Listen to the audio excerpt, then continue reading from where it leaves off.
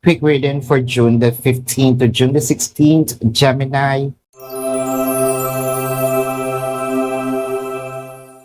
Your cards are the Knight of Strength, the Chariot, and the Queen of Wisdom. Pwede nating sabihin na ito yung mga part na nagmamadali na si person. It's either nagmamadali umuwi.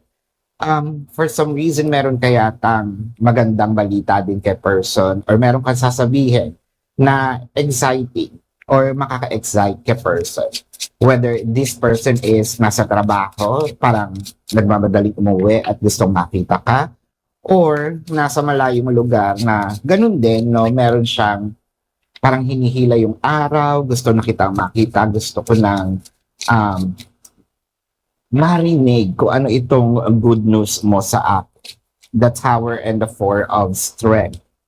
Siguro ito yung pinagbigyan mo na si person, pinatawad mo na si person, or sasagutin mo na siya, no?